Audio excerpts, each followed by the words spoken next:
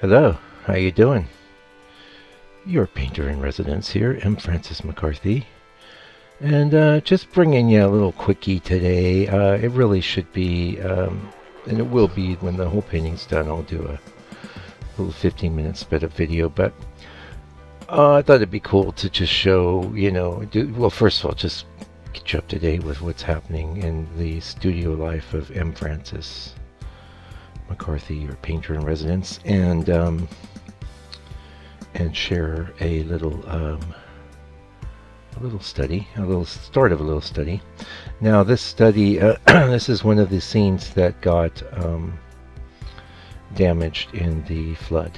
And actually, speaking of flood, I'm not in the studio today. It's in the afternoon. Normally, I would be painting right now, but the contractor guys were in over the last couple of days, tearing out walls, and thank goodness they were, because there was mud and stuff behind the walls, and they were quite a bit of mustiness and stuff there, so probably would have been eroding my health with mold exposure or God knows what. So it's been very inconvenient though, because I had to pull out everything behind me to make room for them. Anyway, and I have been working every day, but I haven't been able to put any videos. So there's two reasons. One is that the larger stuff takes a lot more time. So I've got this really pretty excellent study after George Inness that is a 12 by 18. 3 stages there, and I still don't feel like it's in the kind of condition that I want to do a video. So that's been sitting there, and then I've been working on drawing after drawing. But they haven't been drawing that quickly, so I haven't been able to bring anything to conclusion. And then I was hit with the contractors, so I'm sharing this one. Now, one of the things I want to point out to you is that I started doing this kind of basic subdivision of the vertical and horizontal areas on studies. I tried it actually, one of my references as well, and I think it was still helpful, although I changed the reference extensively anyway. But it certainly was helpful for getting my bearings. So this is a grid type system, but this would be the easiest and most basic type of grid that you could do.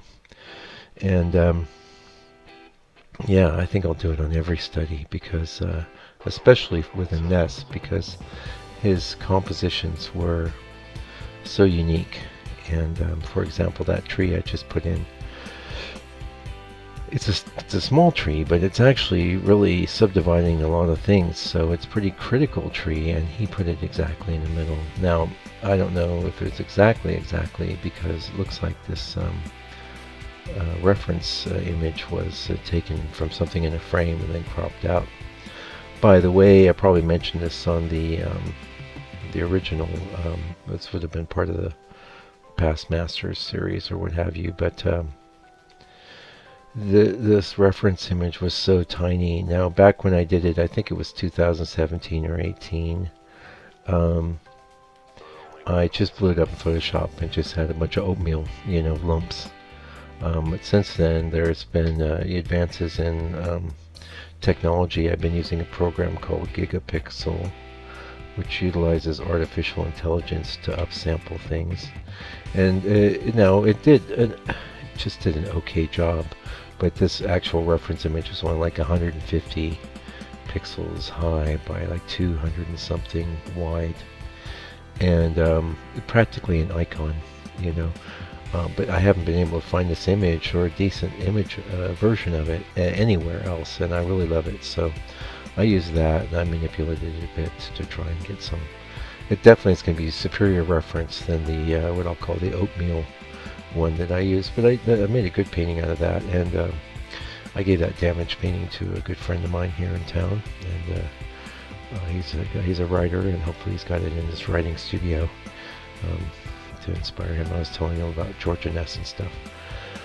So I'm working on the hardboard now. This is actually one of the pieces of hardboard that would have been replacing the MDF. You can still work on MDF. I mean, the word I'm hearing is that you should seal the edges with Elmer's glue, and I did definitely experience more problems on the MDF paintings that had extensive amounts of texture. And I think that's because the moisture was trapped underneath the heavy layer of acrylic, the primer that I did. Which is all good, you know. To be honest, I think even if they had been exposed to just a little bit of water, they would have been fine. But they were basically immersed in water, or partially in water for, you know, hours and hours and hours before I got there, and they actually, you know, water had subsided. So that's floods for you. And as I pointed out in another video, you know, the lady next door lost a bunch of drawings on paper, so not much different than working on paper. But I like the hardboard, and really enjoying the smoothness of it, and it's giving me a nice range of tones as well. I do like, in some cases on the MDF, I like the fact it's lighter in tone, especially when I'm doing like the figurative stuff. I did a whole series of figurative works where I didn't use any light paint. I used the tinted light color of the MDF as my lightest color. I think it was a very successful looking series. I might even do it again, MDF or no, because I couldn't see pulling that off on the hardboard. And one of the great things about it is there was little flecks and little, you could see it was on a natural surface. You know, not that MDF is even remotely natural, but it's wood. You know, it's got little flecks and grains in it, as does this hardboard. And I've totally been enjoying it. So, well, one of the reasons I did this painting is actually in the studio drawing, and I had done another drawing of one of my own paintings, also in the 8x12 size, and was going to jump in and do the color, but the drawing wasn't dry, and so I thought, well, you know what, I'm just going to get back into my old method of just doing a bunch of underpainting / drawings, having them ready. I really enjoyed doing that on the last Inness that you see up on the channel, where the drawing had dried for several weeks, and then I rubbed some oil on it. It was beautiful to work on, and it came together quite nicely. So just requires a little more patience, and not a problem.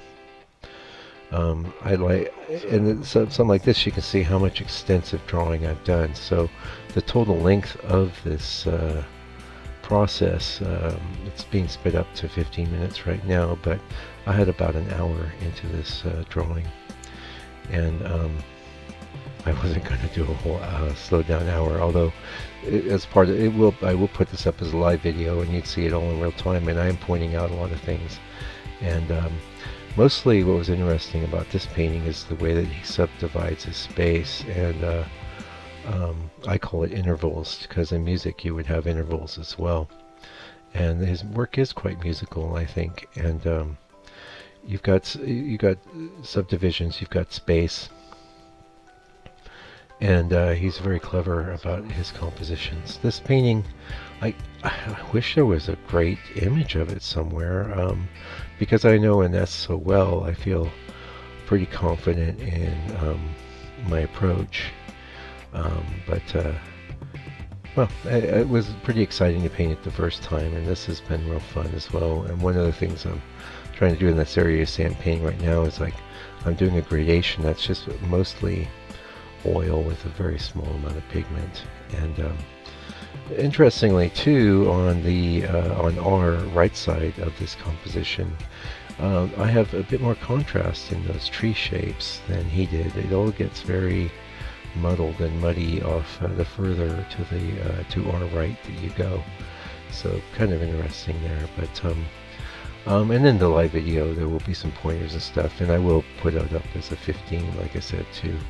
So yeah, I have been painting, I have been working. I just haven't been able to share what I've done, and I've been sort of tempted to do some 5x7s and things like that. One of the reasons the 5x7s are so great for the channels, you know, I can sit down in an hour or two and basically complete a painting. That's one of the things I've always loved about the smaller work. And let's face it, there's nothing that huge about an 8x12, but it is big enough to get in there and actually work things out. Whereas with the 5x7, you basically have such a small space that you get it approximately in the right area, and you're on your way, you're moving. And I don't need a lot more 5x7s in my inventory. Probably I have to say, I did get some 7 by 10s cut, and when I did the scene originally, it was 7 by 10. What I like about the 8 by 12 is it's actually true golden mean. It's a true reflection of the proportions that Inness did, where the 7 by 10 is actually cutting a bit off to really get well, I can tell you the formula. So you would have a 7-inch square, right? And then half of that would be 3.5. You would add that to 7, and that would give you the golden mean. So what is that? 10.5. I would need to add another extra ½ inch to the 7 by 10 to be hitting the golden mean, which I probably should have done, because 7 by 10 isn't even a standard size. But I came across the 7 by 10 because of my great love of the 5 by 7 proportion. And you might go, oh, Mike, you're burbling on about proportions. Well, let me tell you, if you've been painting for any length of time, the proportions you choose to do your scene is one of the most critical decisions that you can make. There's almost no other decision that you can make that's going to have a greater bearing on the overall success or failure of the painting, really. So, yeah, that's one of the reasons that I spend a lot of time thinking about proportions. I spend a lot of time, like recently, I have some 16 by 24 boards, and I'm putting one in a show in my town here. It's a group show. It's 1622. Well, because I had the 16 by 22 frame, you know, from my museum show, but I like 1624 better. And what did I do? I just ordered like some 16 by 22 frames. So actually, at that size, it doesn't seem all that critical. You'd be cutting, you know, 1 inch off each side.